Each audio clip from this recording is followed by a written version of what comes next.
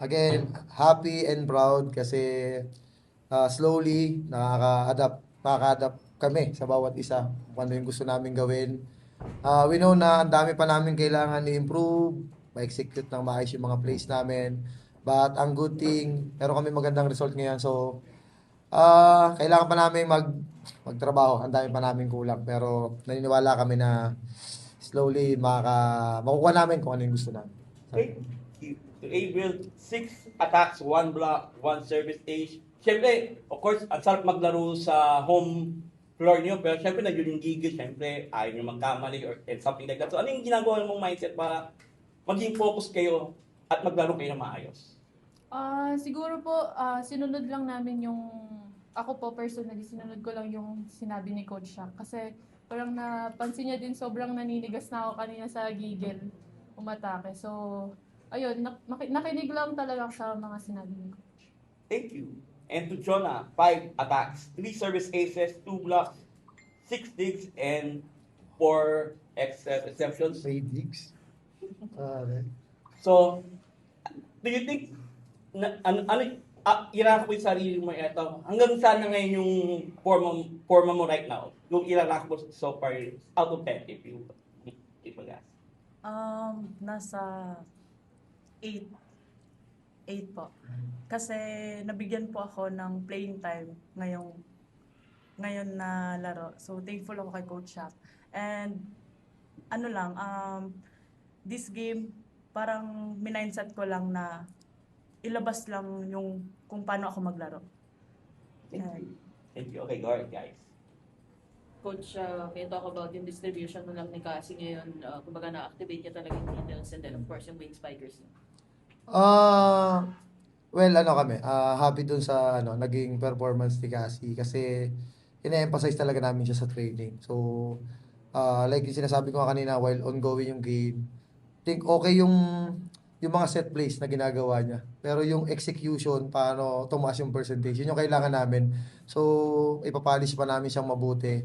I think more on communication pa rin kami para mas maintindihan namin kung ano ba yung gusto namin mangyari, especially pagdating ng training. So, yun. Jonah, syempre galing ka ng recovery from injury and having this type of game na mataas yung nilaro mo, maganda yung puntos mo. So, gano'ng kalaking bagay na lang yun sa confidence mo heading into the next games pa? Malaking bagay po siya na nakuha ko yung kumpiyansa ko ng dahan-dahan. So, sa next game, I think double and triple effort pa. Arvin, ikaw naman, yung sister mo ay isang ganap na champion na rin sa USD Golden Tigers. So siguro, gaano ka-inspired ka na lang din na magawa mo rin yan ngayon sa volleyball naman?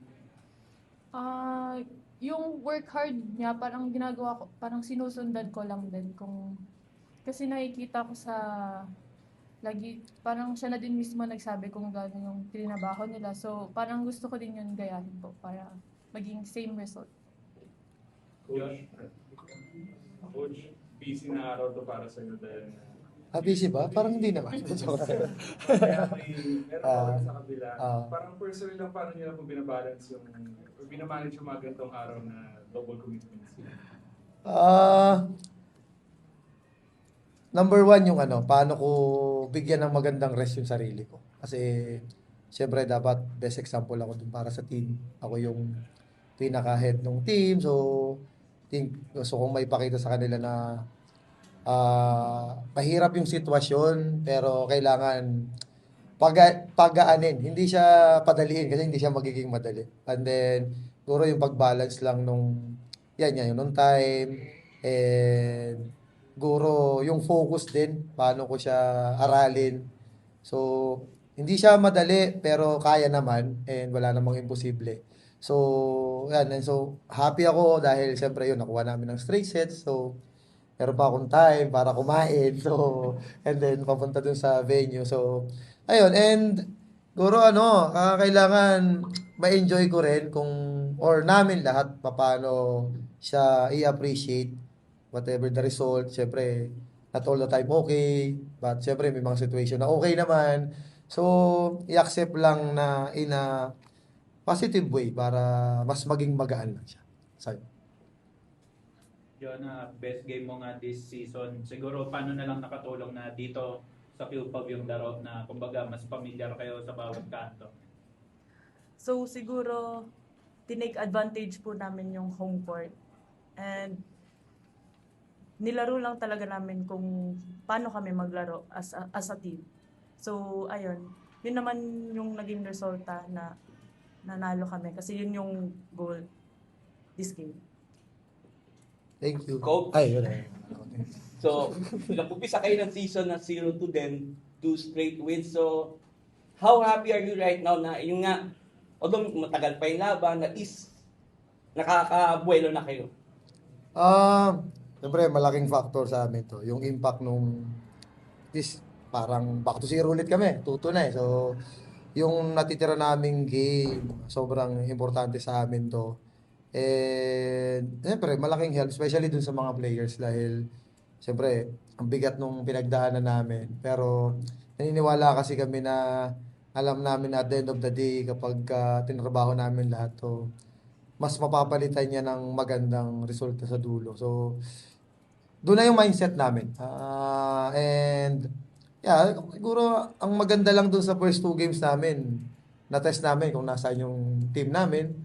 That's why, kung paano kami nagtatrabaho ngayon, talagang, even yung players, ginagawa namin yung best namin para makuha namin yung tamang timpla nung galaw namin. And, yeah, naging inspirasyon namin at hugot namin yung first 2 games. Sorry. And lastly to the players, syempre very rare to sa UAAP na magkaroon ng home games like this. So, kasi yung mga ibang players, yung mga nakaraan, syempre never na-experience na ito kasi kayo very rare to experience. So, ano man sabi nyo na ganitong experience to, Gabriel and Jonah? Ako po masaya kasi dito po may isang game na dito po yung court. And ayun lang, pinakita lang namin kung sino kami.